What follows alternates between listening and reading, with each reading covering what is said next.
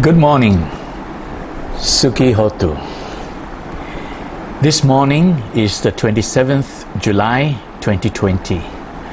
Today, on the 27th of July, marks the second anniversary of the passing of our teacher, Venerable Dr. Madawela Punnaji Maha Thera. In honoring him, I would like to share with you a very important dispensation, the original teachings of the Buddha, the first sermon on the Four Noble Truths. Bhante had spent 50 years as a monk and also many years before that as a medical doctor and a researcher into the teachings of the Buddha. He had translated many Pali words into very precise English words. So today's sharing, I will be elaborating on some very precise translations that he has offered. The topic today is the Four Noble Truths, and Bhante translated these into the Four Supernormal Realities. So let's begin. How did this teaching first come about? It all started when the Buddha became enlightened and delivered his first sermon. During the course of his cultivation and development as Prince Siddhartha, before he became enlightened, he had met 5 ascetics and they practiced together. So when he decided to go on his own and became enlightened, he decided to deliver his first sermon to the 5 ascetics. And the first sermon is called the Dhamma Cakkappavattana Sutra, setting into motion the wheel of Dhamma. The Four Noble Truths in Pali is called CATTÀRI ARIYASACCÀNI. Now, this is commonly translated as Four Noble Truths. Bhante translated the word Arya not as noble. Noble is a very common translation, but it is not very precise. Bhante mentioned that Arya is beyond noble, higher than noble. It is out of the normal, beyond normal. This is why he commonly translated the word Arya as supernormal. Sometimes he uses the word sublime or supernormal, beyond normal. So the four, and for the purpose of easy explanation for everyone who is familiar with the conventional or the traditional translations, I would still be using some of the old common translation like Four Noble Truths, so that it's easy for you to understand or follow. So the Four Noble Truths, what are they? The first is dukkha. There is dukkha. Bhante calls this the insecurity of life. Now we'll go into more details later on. So dukkha really is insecurity of life, and this is bringing us a lot of discomfort and disturbing the body and the mind, and therefore it is called suffering. Dukkha is normally translated as suffering. The second noble truth is samudaya, and this is really talking about the cause of this suffering, the origin of this suffering. And Bhante says that it's because we are personalizing everything that we are experiencing, and therefore we even personalize the body that exists, and therefore we are really undergoing a dream of existence. We are living through a dream of existence, and this is really the origin of our insecurity. The third is nirodha. Nirodha is a very powerful word, very strong word. It is not just stopping something or ending something. It is really the complete eradication, the complete cessation. So it's the complete cessation of the insecurity of life, and this is done by awakening. And again, this is an important word. Bhante likes to use the word awakening, and I too fully agree with that, because the word awakening is a more precise explanation. So this awakening from the dream of existence, that is what nirodha means. The cessation of insecurity by fully awakening from the dream of existence. And finally, there is the word Magga. Now, Magga is commonly translated as the path, right? That is a good translation, but Bhante sometimes uses another word, and that is the way. Personally, I prefer to use the word way for a very simple reason, right? When you talk about the path, you're talking about the road.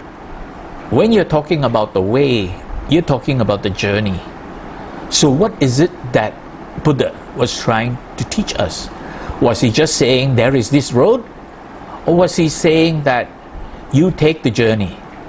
So the way is a more precise way of explaining the word Magga. We have to live it and we have to experience it. And this is again a very important take-home point I learned during the years I spent with Bhante. We must look at everything from an experiential perspective. So the way is an experiential perspective of what Magga is. The road or the path is just an existential perspective. So it's better to look at it from an experiential perspective. The way leading to the cessation of insecurity. And this is by practicing the supernormal eightfold way. Some people call this the Noble Eightfold Path.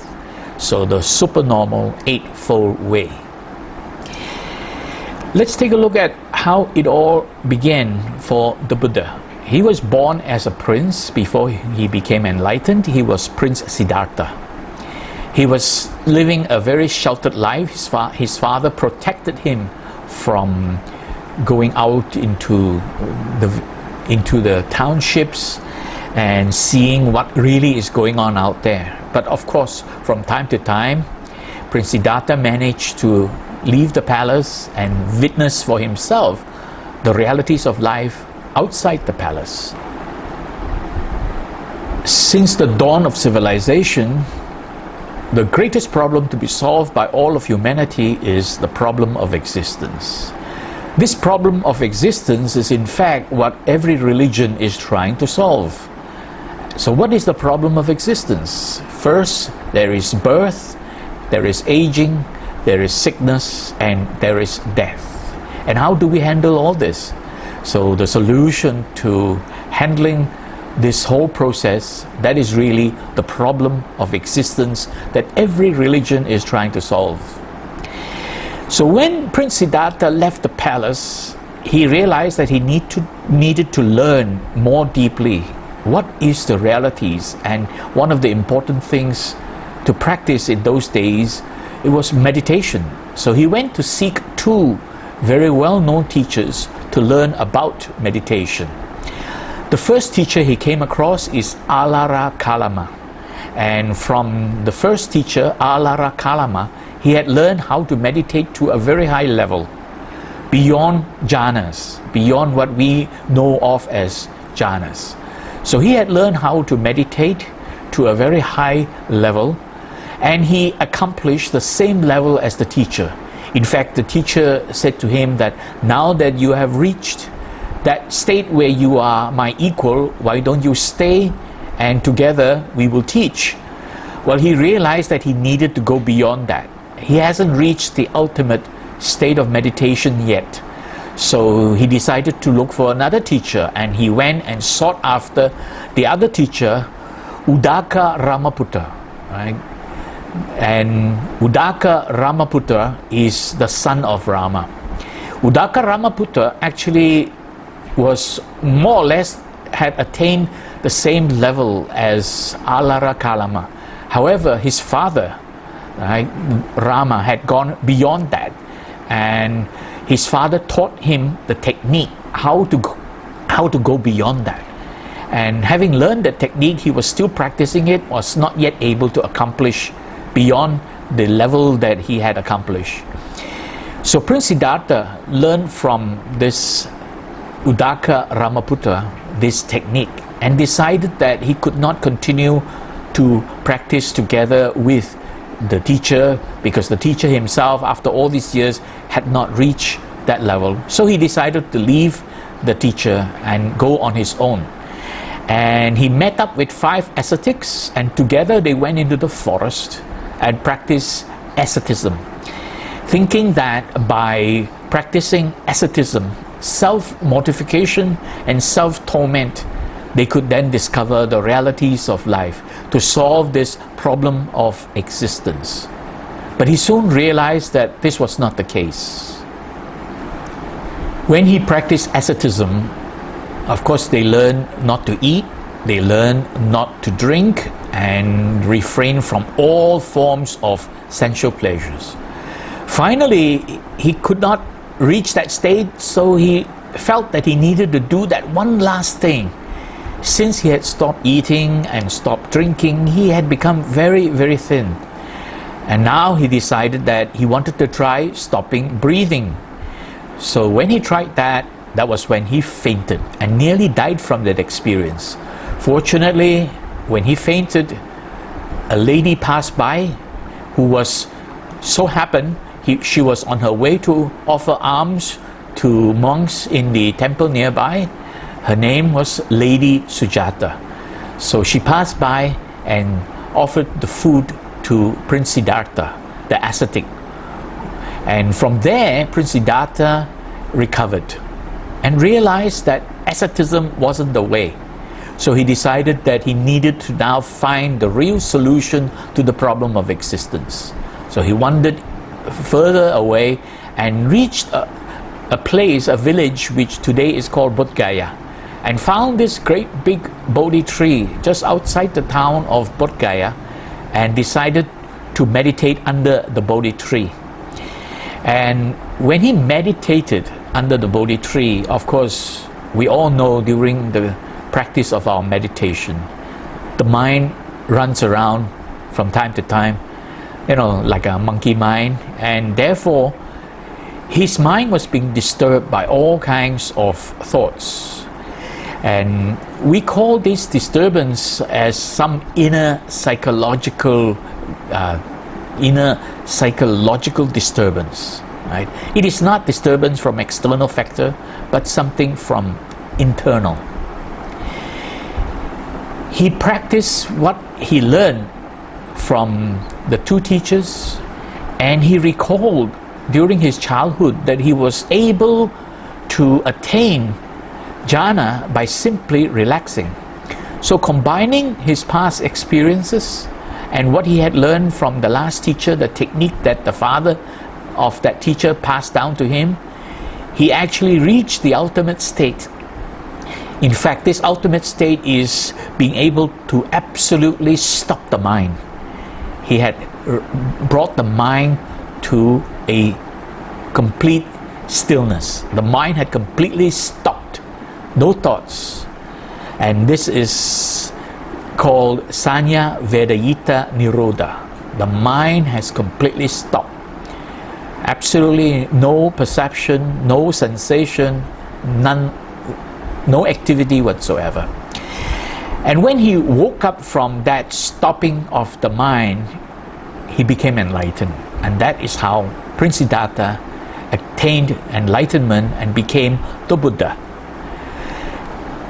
So after his awakening, the Buddha delivered the first sermon, Dhammacakkappavattana Sutra, where he spoke about dukkha and what is the problem with dukkha, what is causing dukkha, the ending and full cessation of dukkha, and the way leading to the cessation of dukkha. The word dukkha is commonly translated as suffering, and when you say suffering, that word sounds very severe. It sounds to a lot of people like it's a big thing. In fact, this is one of the things that has led to misunderstanding from other religions. They say, oh, Buddhism is always talking about suffering. Buddhism is so negative, so pessimistic. Actually, it is not correct. The Buddha was teaching the solution to dukkha, the solution to overcome and end all dukkha. The Buddha was not talking about that we are always in dukkha, that there is a way to get out of dukkha. That's what the Buddha was teaching. It's like the doctor, the medical doctor. So when you are sick, where do you go? In modern times, we go and see the doctor. And when you go to the doctor, what does the doctor do? The doctor diagnoses your illness, and then he prescribes medicine. And the medicine that he prescribes, he gives it to you, and then you take it. When you take that medicine, you become well. You recover from your sickness. That medicine cures the sickness. Buddhism is the same. The Buddha came and the Buddha taught the Dharma. The Dharma is the medicine, and the medicine cures the patient from dukkha. That is what the Dharma does. So Buddhism is not about living through suffering all the time. Buddhism is about how to cure yourself from suffering.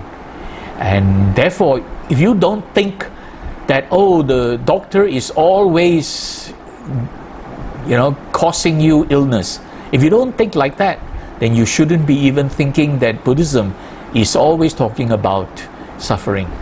Buddhism is really about how to overcome suffering and how to cure yourself of it, and eventually reaching the highest and most supreme state of awakening called Nibbana. And that is what Buddhism is all about. So the word dukkha also has other meanings, and it's very important because some of these Bhante Punnaji has explained beautifully. Now, we know it is commonly translated as suffering, but in reality, Bhante pointed out, it is insecurities. We are insecure about something. Something has hurt us, something has affected us. Now we feel insecure, uncomfortable. And that is insecurities of life. And it is also dissatisfactoriness. Right? Whatever we experience, we're not happy with it, we are dissatisfied with it, we want to change it. That is dukkha. And when we experience things that are not what we want, and we can't get rid of things that hurt us, and if we cannot get what we are pursuing or chasing after, we are experiencing some form of unhappiness. That is also dukkha. But actually, if we look at it scientifically, dukkha is really basically, firstly, stress. That is disturbance of the body, the physiological disturbances. And Bhante Punnaji has always explained this in terms of the general adaptation syndrome that he spoke about a lot of times, referring to Hans Selye, the endocrinologist who explained about the general adaptation syndrome, and that is the condition of stress. And also distress. Distress is disturbance to the mind, and Bhante has always pointed out, it is our emotion that is causing us so much distress. We got to learn how to tame our emotion by waking up, by becoming conscious. It is only through the conscious mind, the cognitive mind, that we can overcome this distress in our emotional mind. So dukkha can be any one of these conditions: suffering, insecurities, dissatisfactoriness, unhappiness, stress, distress. They all disturb the body and the mind. Moving on, when the Buddha delivered his first sermon, he didn't just talk about dukkha, the origin of dukkha, the cessation of dukkha, and the way leading to the cessation of dukkha. He started by talking about the medial way, Majjhima Patipada, and he started describing the middle way before he actually went on to talk about the dukkha and the solution to dukkha. So what is the medial way? In explaining the medial way, the Buddha pointed out that we should steer clear of two extremities. Two things we should completely avoid. And what are these two? First, it is this reaction to emotional urges. We react to emotional urges, and that reaction we think will bring us happiness. For example, if we feel something is pleasant and we like it, It is normal for us to pursue. We go after it. We get it. We want it. If we feel something is unpleasant, we don't like it, we want to get rid of it. So doing these things is reacting to emotional urges. And that's what the Buddha pointed out, that we should refrain from this reacting to emotional urges. One of the important things I want to point out about learning from Bhante Punnaji is that he had really studied this and understood this so deeply, he was able to simplify it for us. He basically pointed out that all the problems we have in the world associated with dukkha is really our reaction to emotions. So this is really the first part, and that is thinking that people seek happiness by reacting to emotional urges. And the other extremities that the Buddha pointed out we should abstain from or refrain from is really the practice of asceticism. And this is the other extreme of the whole process. Trying to be good. We think that by trying to be good, we force ourselves not to indulge. So this is called self-torment and self-mortification. And taking it deeper, this is really the practice of asceticism. Very important, and to realize that Bhante Punnaji had made it very simple, that it is our emotions that really is bringing all kinds of trouble. And it is important for us to cultivate how we can tame our emotions and steer clear of reacting to our emotions. So emotional reaction to sensual feelings, to emotional urges, what does it do to us? We think that we can seek happiness by doing that. Emotional reaction, trying to seek happiness. That's what people are doing when they react to emotions. They're trying to look for happiness, right? And they think they can do that. So what do? They exert effort to go after what is being desired. So they really want to obtain what they desire. Then they exert the effort to fight against what is being hated, what they don't like. They fight against it, and that creates a lot of conflict. And they exert effort to run away from what is feared. So these are really a lot of effort that cause a lot of conflict and a lot of dukkha, right? Stress, distress, unhappiness, dissatisfactoriness, insecurity. And of course, if we are not able to get it, we're not able to attain what we wish for, we begin to feel sad, and we express the emotion through grief and lamentation. And this is really the beginning of all kinds of dukkha. So expressing grief and lamentation when efforts fail. This is what Bhante Punnaji explained, and this is very beautifully explained in this way.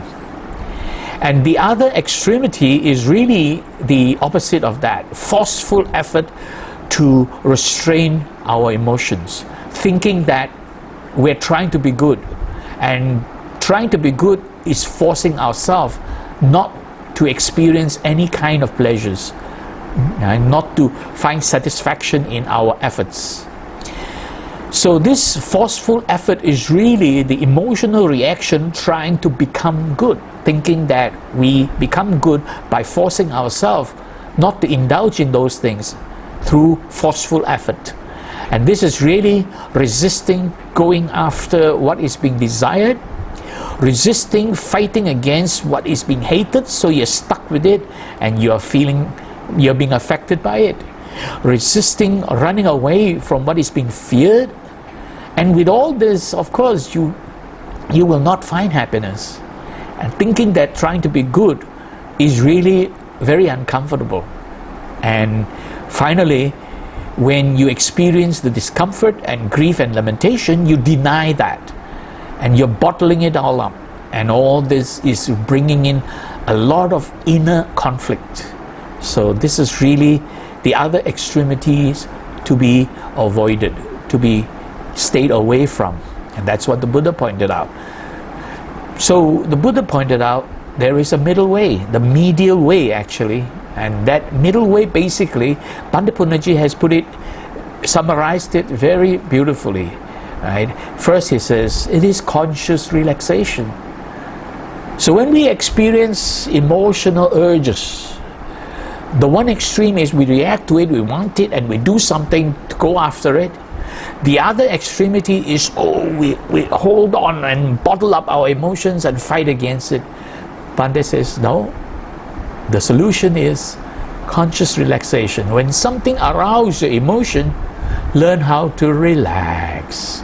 So this is really conscious relaxation. And when you're able to relax, you can bring your mind inwards. You can bring your mind and focus inwards. What's going on inside you? How is this affecting me? And all that. And this is introspective attention. And when you're able to do that, you begin to comprehend, understand more deeply what is affecting you, how it is affecting you, and finally you can cultivate this peace of mind, stillness of mind, mental equilibrium. And then this is really the whole process that the Buddha was trying to teach, the solution to dukkha. And that is all found in the Eightfold Way, the way leading to the cessation of dukkha, the Eightfold Way. I would like to share with you an important commentary that Bhante Punnaji made. In his book, the Arya Magga Bhavana Level 1, page 22 to 23, and Bhante mentioned, this means to enjoy pleasure is to be bad, and to be uncomfortable is to be good. That means if you pursue after pleasures and you fight against displeasures, that is really being bad, so to speak. And you think that you can find happiness doing that. And the other extremity, trying to be good, you force yourself, self-torment, self-mortification, and that is really very uncomfortable. So enjoy pleasures is to be bad, and to be uncomfortable, fighting against it, is to be good. And this is how people normally tend to think. And this is why people tend to prefer to be happy and bad, pursuing sensual pleasures, and rather than to be unhappy, uncomfortable, and be good. This was why the Puritans became unpopular. The Puritans basically are those who practice self-torment, self-mortification, asceticism. The wisdom of the Buddha brought about a solution to this problem. The medial path of conscious relaxation of tensions resulted in reaching a happiness that was also good. So by practicing this conscious relaxation, introspective attention, and finally attaining mental equilibrium, this is really a kind of happiness that money cannot buy. You don't pursue after that. You simply, by relaxing, introspecting, and bringing the mind to a state of stillness and calmness. And that is a kind of happiness, very blissful happiness. And that you are being good also.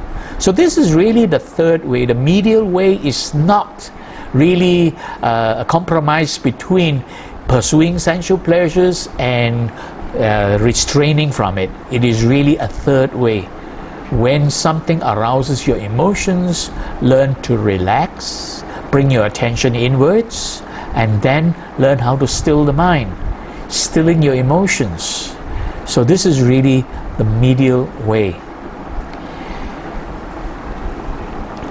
So when the Buddha delivered his first sermon, Dhammacakkappavattana Sutra, he mentioned those four noble truths.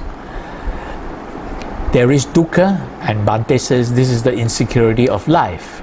And there is a reason behind it, there are causes behind it. The origin of this insecurity is that we are all living in a dream of existence.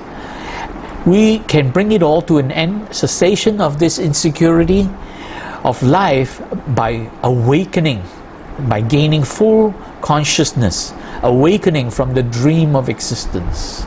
And this is accomplished through the practice that is the way leading to the awakening, and this is the Supernormal Eightfold Way, which is commonly translated as the Noble Eightfold Path. Let's take a look at these four noble truths. The first noble truth, there is dukkha. And what is dukkha? The Buddha pointed out that there are 8 conditions of dukkha: birth, aging, sickness, and death. This is the universal problem of existence that every religion is trying to solve. And then there is separation from what is pleasing. This is really suffering. That means we have come across something that was pleasant to us, that we enjoyed, that brought us some form of sensual happiness. Now we have lost it, separation from it, and then we are experiencing dukkha. The next is that we have experienced things that disturb us, that hurt us, that is painful, and we don't like it, but we are stuck with it. And so union with what is displeasing, that is dukkha. And we also have dreams and ambitions and aspirations of wanting something that we haven't got yet. We are going after it, and we fail to get it. That is dukkha. Not to get what one wants. That is dukkha. And finally, the mother of all dukkha, and that is personalizing everything we experience. See, we experience things through our 5 senses. That is how we experience the world, through the 5 senses. And experiencing the world through the 5 senses, that is pancha kanda, commonly translated as 5 aggregate. It is the fact that when we experience the environment, we begin to cling on and personalize every experience and say, this is mine. The I, me, or mine arises. This is a kind of delusion of self-centered existence. And when we begin to do that, and this is really the mother of all suffering, when we begin to cling on to every sensual experience, that is bringing us a lot of dukkha. And this is pancha upadana kanda, that is commonly translated as the 5 aggregates subject to clinging. Bhante Punnaji explained it beautifully, very precisely, by saying that we are personalizing the 5 constituents of the process of perception, and this is dukkha. That is, when we experience the environment, this is really the process of perception. We personalize everything we experience and say, oh, I like this, I don't like this, this is mine, this is not mine. So we personalize that experience. This is the mother of all suffering. The first noble truth the Buddha pointed out, it is very important that we understand what it is. So therefore, the first noble truth is to be understood, right? So understanding is forming this, what is called right view. The second noble truth, the second noble truth is talking about the origin of dukkha. How we experience dukkha. Why is it that we experience dukkha? And in the sermon, it is said that it is this tanha. Now that is a very important word, commonly translated as craving. It is craving, and this is what you find in a lot of Buddhist books talking about craving. They are really referring to this Pali term tanha. I'll explain a bit more in a moment. It is this tanha which leads to renewed existence, accompanied by delight and lust, seeking delight here and there. What the Buddha was trying to point out here is that it is our reaction to emotional urges that is causing us to seek delight. That if it is something pleasant, we want to get it. If it is something unpleasant, we want to push it away. And then we want to go after what we think is mine, my I, me, or mine. Very self-centered. So it is this tanha. Now, at this point, I want to point out very clearly, the word tanha really means emotional reaction. And this is why Bhante Punnaji's explanations are so beautiful and so precise, because he translated the word with such precision in English language, it cannot be misunderstood. Because when we talk about craving, what is craving? If it is something you don't like, are you craving for it? So craving doesn't make sense.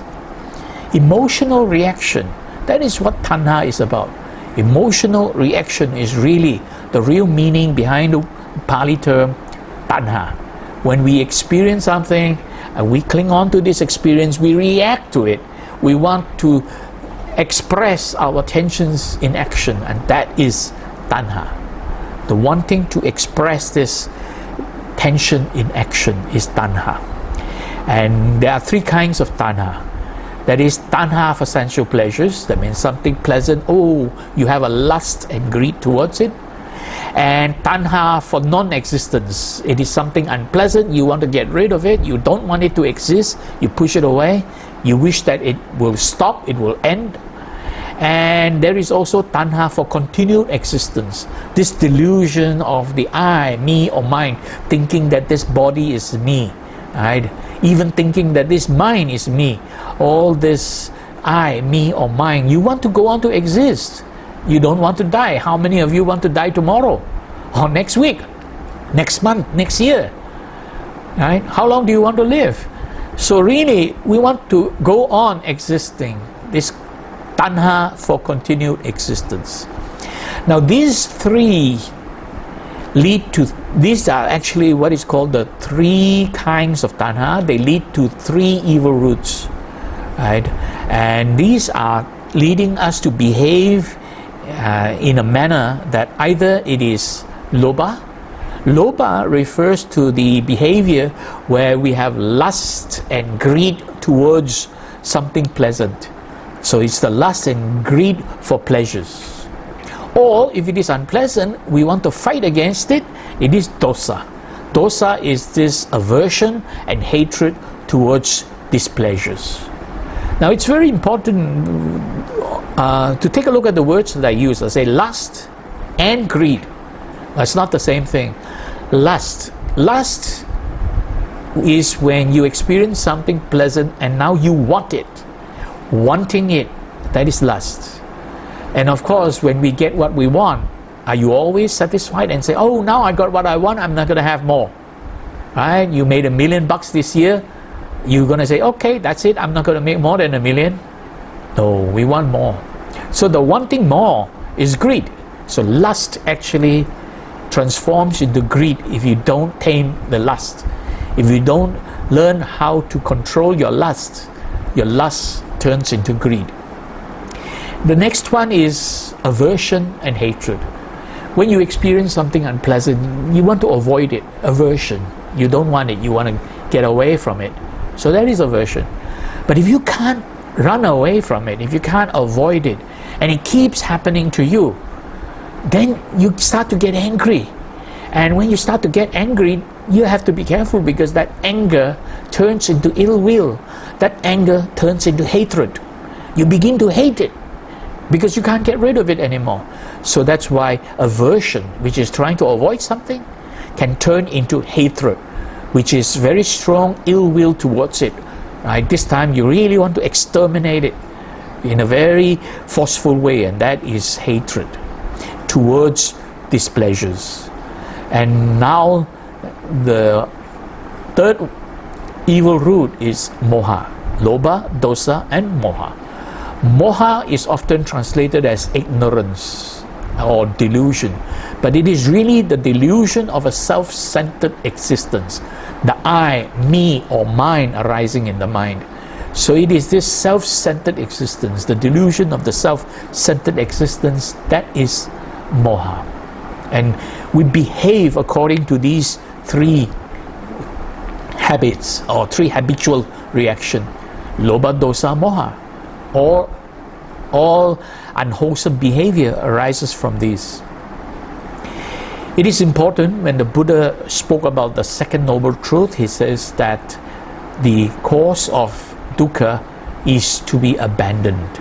So when we understand the second noble truth, the causes of dukkha, the origin of dukkha is to be abandoned. Now, one of the most important things I have learned from Bhante Punnaji is the fact that he has made it very simple by pointing out it is our emotional mind that is causing us all the troubles in the world. It is our emotions. And in fact, the Buddha stated it very clearly in this phrase here in Samyutta Nikaya.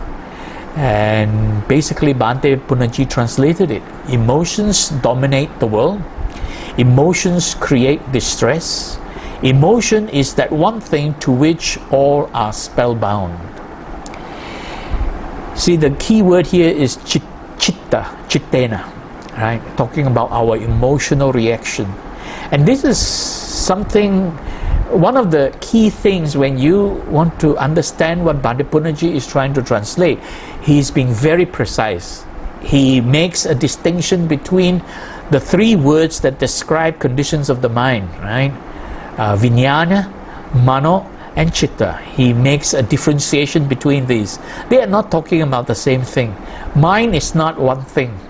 The mind is really a conglomeration of three things, and the Buddha pointed out it is vijnana, mano, and chitta. So Bhante Punnaji makes a distinction between these three. He does not merge it all into one. One of the reasons why a lot of people have a bit of a confusion and merge, and a lot of translators merge the three into one and say, oh, mind is mind. There is no distinction between what kind of mind. So when you talk about chitta, people say that's mind. When you talk about mano, people say mind. Actually, all this stems from the fact that in the Abhidhamma, it is the word chitta is being used throughout, but Abhidhamma, we know, are not the exact words of the Buddha. So therefore, almost in the entire Abhidhamma, every aspect of mind is called chitta, and this is why people get misunderstanding of the word chitta means mind, and that's it. There is no distinction. Bhante Punnaji very clearly points out chitta is referring to the affective process of mind. Even psychologists and neurologists today, right, and neuroscientists today are explaining that we have a cognitive process in the mind, we have an affective process in the mind, and chitta is referring to this affective process, commonly called emotions. Right? The layman term for affective process is emotions. So emotions dominate the world. Emotions create distress. Emotion is that one thing to which all are spellbound.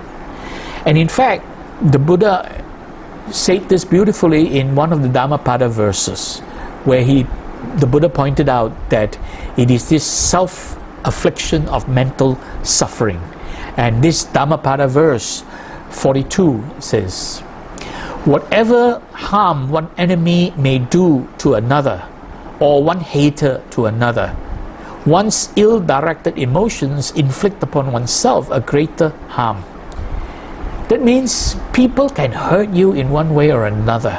People can say nasty things to you one way or another. What they say is not really what is hurting you. It is the way you interpret what is being spoken to you. It is your emotions, the way you direct your emotions towards what is happening to you. So in other words, suffering doesn't come from what happens to you. Suffering comes from how you interpret what happens to you and how you react to this interpretation. So the Buddha pointed out it is self-affliction of mental suffering. And the Buddha was very clear about this. It's not talking about just physical pain. Now we experience physical pain. A person who has no food, he experiences hunger, and that is a physical pain. But well, how does he interpret his lack of food? And what does he do in reaction to that? And that is what brings suffering. If he goes out and starts to steal food and do unwholesome things to get food, then he is actually bringing upon himself a lot of suffering associated with that. He could get arrested, thrown in jail, and so on. So it's really this ill-directed emotions. And ill-directed emotions is mental proliferation, the mind running away with imagination, memory, expectations. Imagination is imagining something that hasn't happened yet, something in the future. Memory is recalling something in the past, something that happened in the past. You remembered it. And expectation is looking at the present and not being satisfied, dissatisfied with the present. You wanted to change it, you have expectations. So imagination, memory, expectations, they bring us a lot of self-affliction of mental suffering. And this is really summarized as mental proliferation. And we become under the spell of this emotional excitement. Right? So emotions bring us all the suffering. So that was self-affliction of mental suffering. Now let's take a look at the neuroscience behind all this. See, it is the activity of the brain that we call mind. Mind is not something that exists. Well, the brain exists, but it is the activity of the brain that we call mind. Okay? So in the brain, there are three major parts of the brain. The brain has evolved over millions of years. There are three major parts. Right? The most primitive part of the brain is called the brain stem, that is at the end of the spinal cord, and the brain stem is responsible for our survival, and often this is called the survival brain. And in the middle part of the brain there is the limbic system, and this is commonly called the affective process, the emotional brain. Right? This is the part of the brain that causes the release of hormones, and the release of hormones and it floods the body and causes changes to the body, making us experience some kind of physical stress, and that leads to distress, emotional mind. And the limbic system is responsible for this emotional mind. And finally, the third and outermost layer of the brain, the most evolved, the most recently evolved part of the brain, that is the cerebral cortex, responsible for our cognitive process, our thinking, our learning brain, they call this. Right? So there's these three parts of the brain.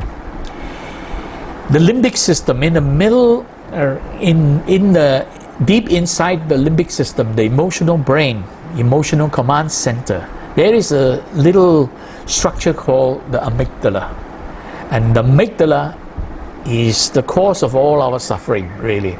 When the amygdala is aroused, what happens? So what does the amygdala do first? The amygdala scans everything that we are experiencing. So every experience from our senses comes in, passes through the amygdala, and then the amygdala determines one thing: is this a threat or is this not a threat? And the moment the amygdala determines something that may appear to be a threat, it then triggers a chain reaction, releasing hormones all over the body. And this causes a bodily physiological change, and this is called the fight or flight reaction. This part of the amygdala is evolved to protect us from harm. So it is there to prevent us from being hurt or harmed by environmental activities. Take for example, somebody throws a ball at you. So it's a fast approaching object, and it causes the body to react. You don't have time to think.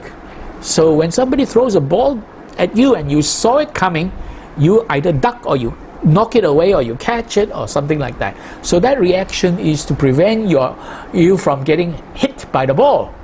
So that is really what the amygdala is trying to do, protect us. So the amygdala behaves as a bodyguard in this sense.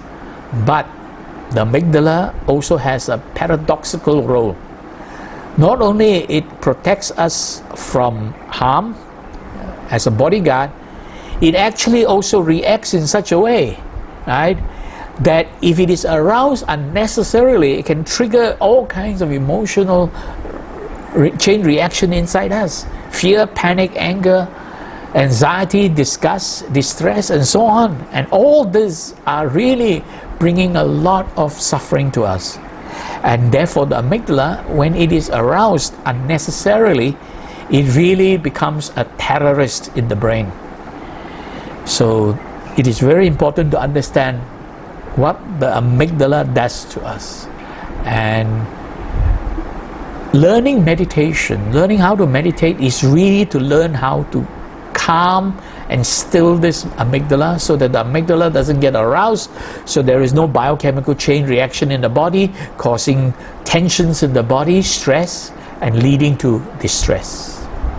If we don't do that, right, if we allow this reaction to go on, then we are going back to our very basic animal instincts. And there is an ancient shloka that explains this. Right? A shloka is really a poetic verse that teach people some important lessons in life. So this shloka is actually teaching children how not to behave like animals. And this shloka goes something like that. It says, taking food, sleeping, avoiding dangers, sexual activities, these acts are common between animals and humans. In fact, these acts are common between all living organisms. They need rest, they need to avoid harm and dangers, they need to reproduce. Sexual activities is for the purpose of reproduction, and these acts are common between all kinds of animals. Human beings, is just a species of animal. So these are the various acts that are common. And this shloka went on to say that the ability to think, and that is what makes humans different. The ability to think is what makes humans different. And without thinking, humans are just like animals.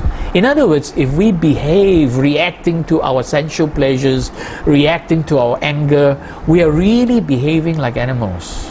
And this is to be avoided. How can we avoid this? We have to learn how to overcome this animal instincts. And how do we overcome the animal instinct in every one of us? Fortunately, we are endowed with an outermost part of the brain, the cerebral cortex, that can help us. The cerebral cortex is made of four major lobes, the frontal lobe, the parietal lobe over the top, the occipital lobe at the back, and of course the temporal lobes on both sides. Right? Of all the four lobes, it is really the frontal lobe that is most important for our thinking. And it is responsible for all those functions listed there. But out of all those functions listed there, the last two lines are the most important ones, and these are the functions that help us find happiness. And all this is really the activity of that part of the brain right at the bottom in the front, and that is called the prefrontal cortex, right behind the eyebrow. It is responsible for decision making, goal setting, planning, judgment, reasoning, and rationalizing. All this can help us accomplish happiness in life by applying this thinking brain to be able to think through every problem and make decisions that are wholesome and helpful, that can bring us peace and happiness. So when we talk about the mind as an activity, the Buddha used three words to point out what is the mind. The first word is vijnana. Vijnana refers to our experiencing of the environment, and Bhante Punnaji calls this the process of perception. Vijnana is really referring to perceiving what is happening through our senses. We're able to see something, we have perceived visual object. We heard a sound, we have perceived through our auditory, right? So it's auditory object. So perceiving, right, through all our five senses and putting it all together. Putting it all together is the work of Mano. Mano is the second aspect of the mind, and this is more or less correlates with what neuroscientists call the cognitive process. And this deals with cognition and conception. Cognition is being able to realize what it is, to cognize what you have experienced. Conception then makes stories behind it, creating thoughts and stories and concepts behind what you have perceived and what you have cognized, right?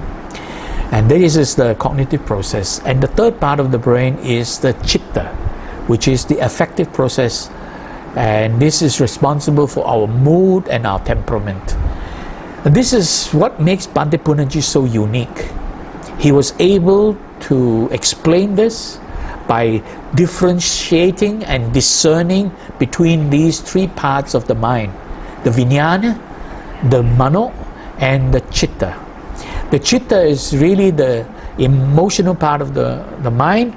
It is giving rise to our emotional reaction. We react to it because of chitta, and that is tanha. And because we experience things, whether it is pleasant or unpleasant, and this is the feeling vedana, whether it is something is pleasant or unpleasant, and we react to it, and that reaction is tanha. Not only do we react, we are also inherently self-centered. So the chitta is also responsible for this part of the mind which leads to upadana, commonly translated as clinging, but is really personalizing every experience. And this makes us think that we are living in a dream of existence. And this is bhava tanha, the reaction to existence, self-centered existence. So the first part is perceiving the environment. The second part is cognizing what was perceived and then conceptualizing what has been cognized. And the third part is the affection, feeling whether it is pleasant or unpleasant, and then having this emotional urge, wanting to react, and the tanha, the reaction, and leading to self-centeredness. This is really what goes on in our mind, the three aspects of the mind. And this is where Bhante Punnaji's explanations are so beautiful and so precise that he's able to discern between these three aspects of the mind. When you understand these three aspects of the mind, you can then be able to meditate more successfully, able to progress further in your meditation. Because meditation is about stilling the chitta and then sharpening the mano. And if you don't differentiate between these two, if you don't discern between these two, you will not be able to meditate successfully, because you're mixing up emotions with thinking, right? So understanding these three different aspects of the mind is very important. And they lead to behavior: lobha, dosa, moha. Lobha is the behavior where we pursue after something we lust for, lust and greed. Dosa is when we pursue something which we don't want, we want to get rid of it, aversion and hatred. And moha is the self-centered existence. Let's take a look at a video on what is lobha and the signs of lust and greed.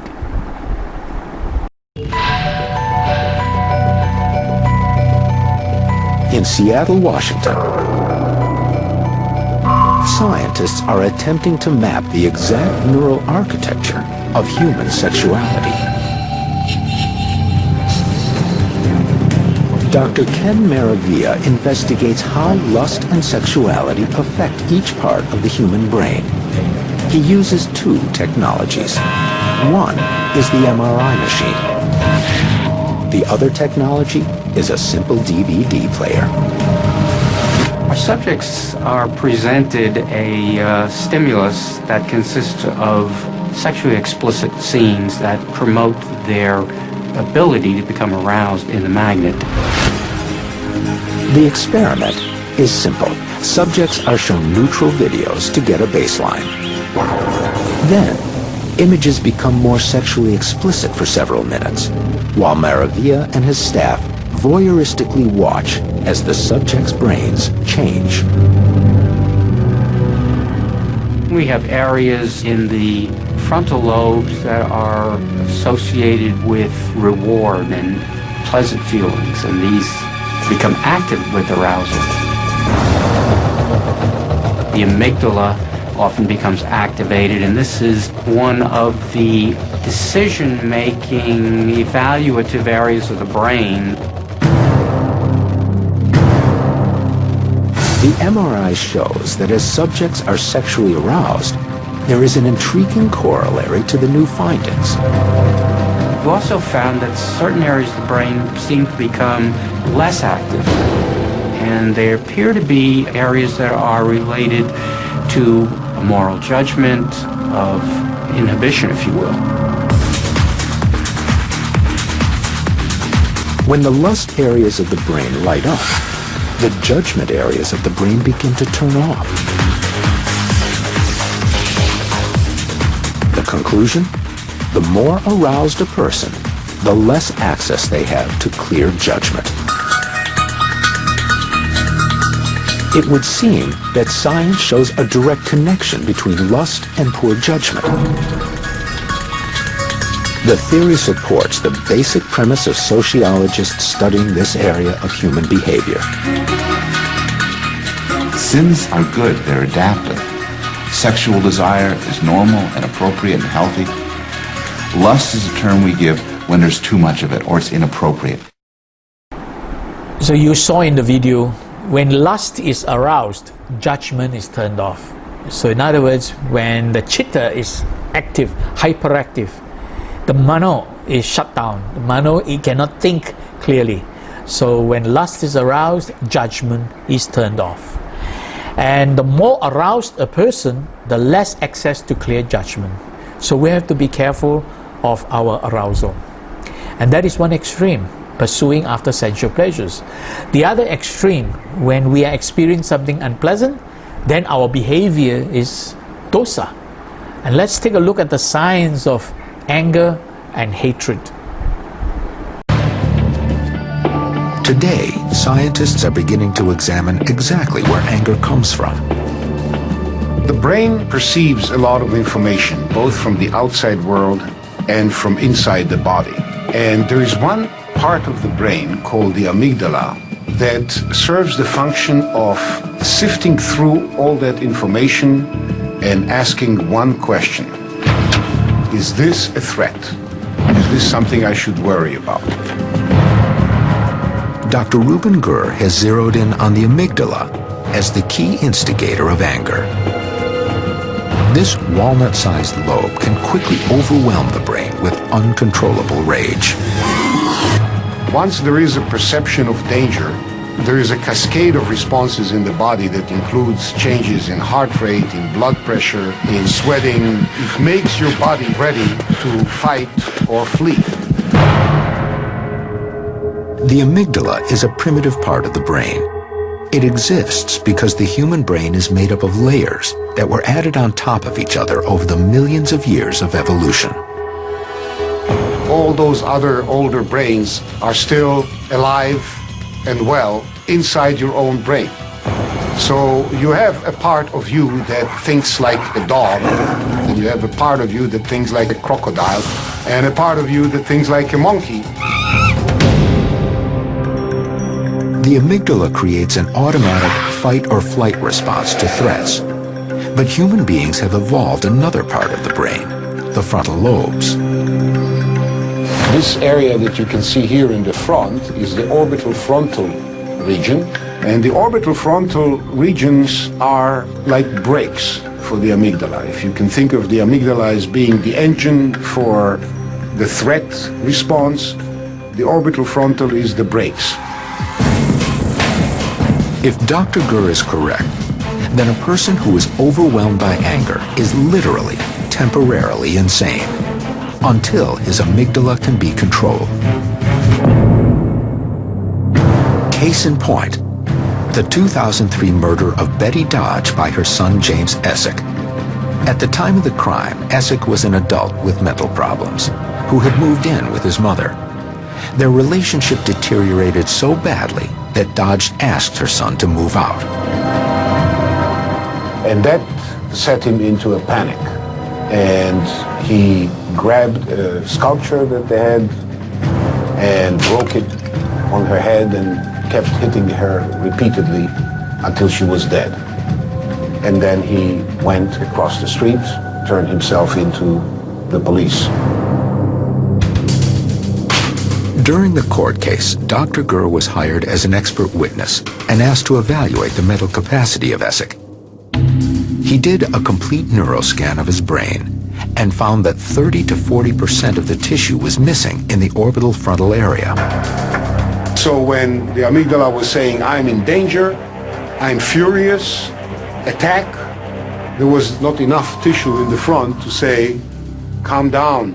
You have better ways of dealing with this situation than attacking what you think is the source of your fear and anger. The jury agreed with Dr. Gur's testimony and ruled that James Essick was innocent by reason of insanity. He was sent to a mental hospital for treatment.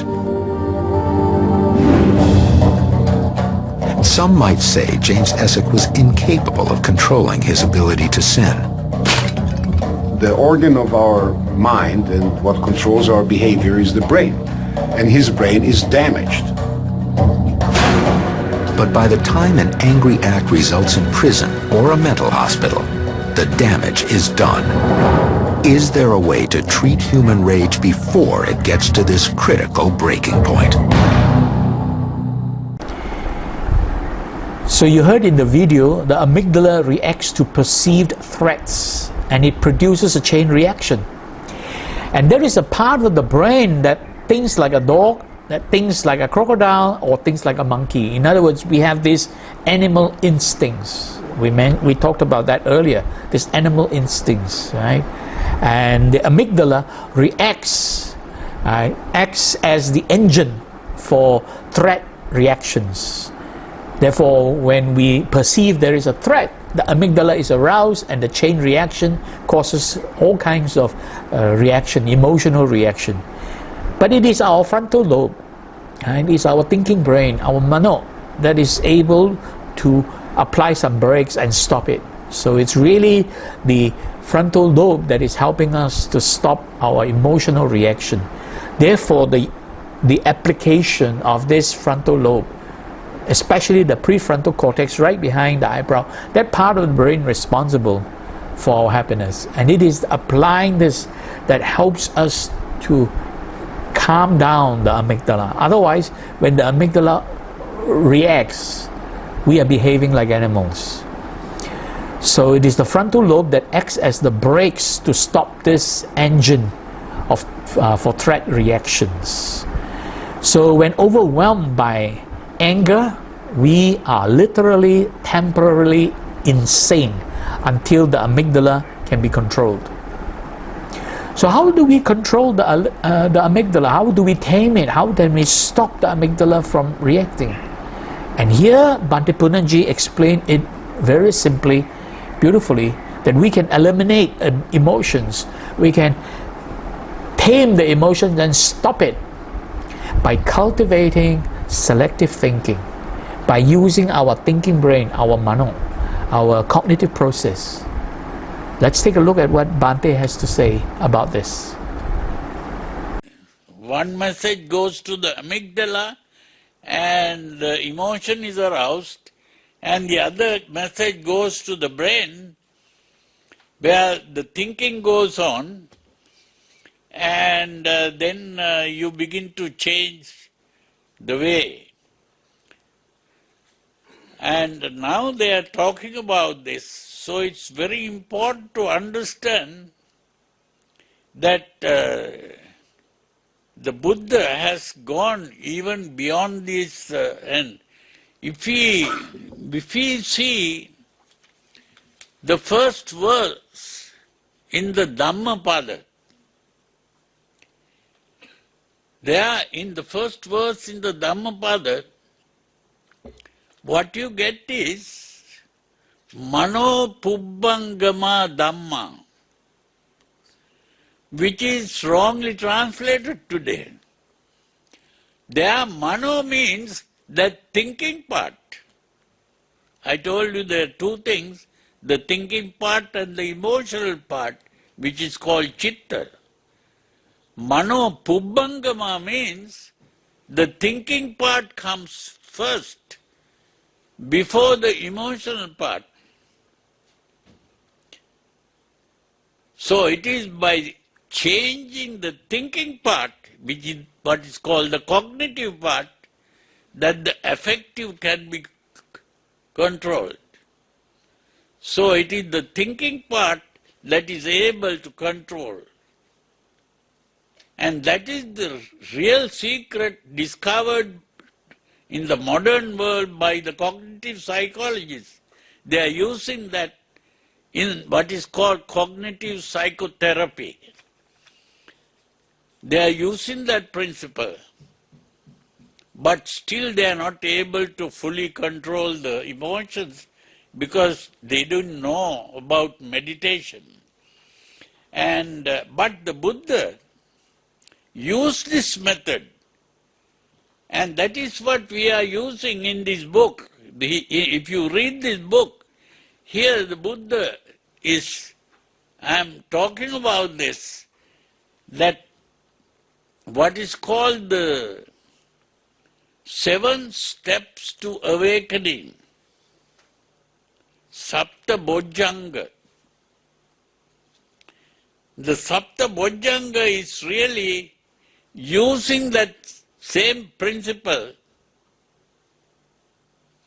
and that is how the emotions are completely eliminated. And that elimination of the emotion, this is not understood by all the modern meditators who talk about vipassana, bhavana and all that. They are unaware of this. This is why this message that I am talking about is a very important message, that this has to be conveyed to the world. And that is how our friend is now prepared to do these things, that we will be able to somehow convey this message to the world, that the Buddha, how he eliminated all emotions, lobha, dosa and moha, lust, hate and delusion, completely eradicated. He was able to do this because of this Sapta Bojjhanga, based on the principle that you get in the first verse in the Dhammapada.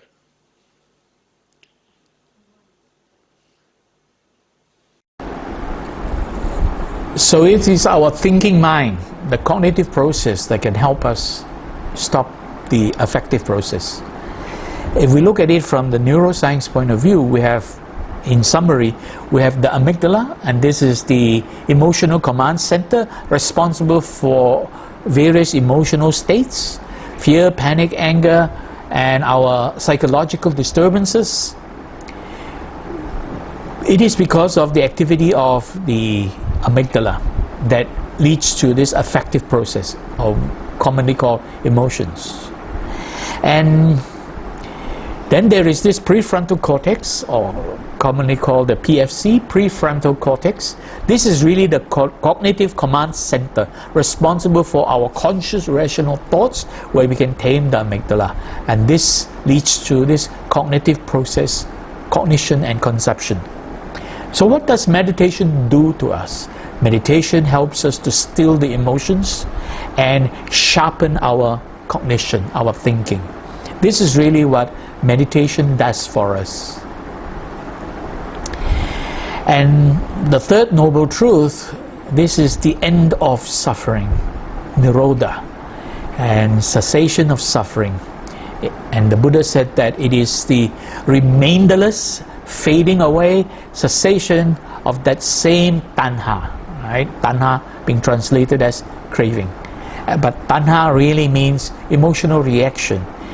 So here it is very clear that the Buddha pointed out the cessation of suffering is eliminating and stopping remainderless of tanha, emotional reaction. And that's why Bhante Punnaji's explanation is so beautiful. He discerns between the various aspects of the mind, the mano, the chitta and the vijnana, and then he makes it very clear it is our emotional mind that is causing us all the troubles in the world. So, tanha, emotional reaction, and that would be to give up, giving up, relinquishing emotional reactions. In other words, we stop reacting in an emotional manner and then becoming free from it, the freedom from emotional reaction. And finally, not relying on emotional reactions for our happiness.